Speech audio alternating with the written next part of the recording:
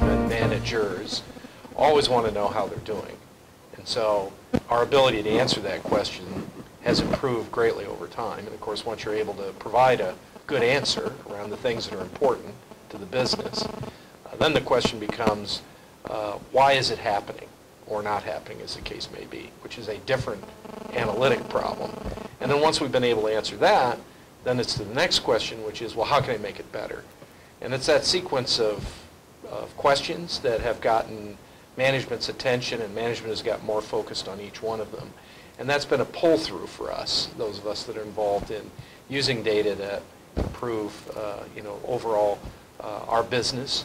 As long as management's asking those right questions, and we've been able to get access to the right data in a way that is efficient and effective, and we've known what to do with it in order to answer those questions, we generally, you're going to find most people willing to take action on it. But there's a lot of nuance in being able to get to that point where you can present and articulate these are important findings, and as a result of those findings, these are the steps and the decisions that you can take that will improve our performance. You know, one of the things that you said is clearly very important is, do the managers know what questions to ask? And I think, from your experience also, I would presume that once you know the questions, answer is not that hard to find. It's not knowing what questions to ask.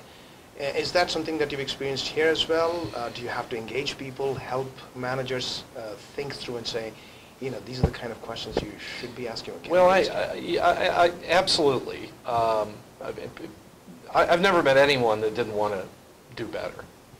But I think being able to provide clear insight on how to do better is the challenging part of it. And of course, then an openness to listening to that, and then the ability to be able to actually not just make a decision, but see that decision through to execution.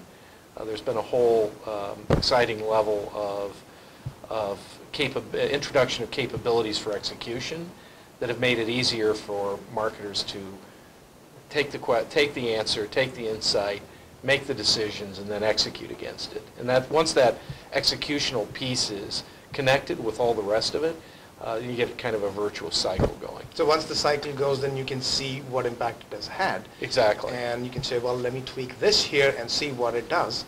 And that way the cycle then perpetuates as opposed to... Exactly. But it's that execution piece that, to a large degree, has really prevented a lot of efficiencies to enter into marketing.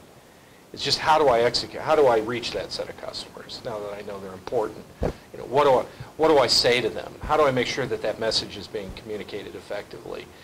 How do I know that the dollars that I'm investing to affect that set of customers is actually being delivered against that set of customers? Those execution capabilities are, I think, to me, the really exciting things that have happened here at Microsoft.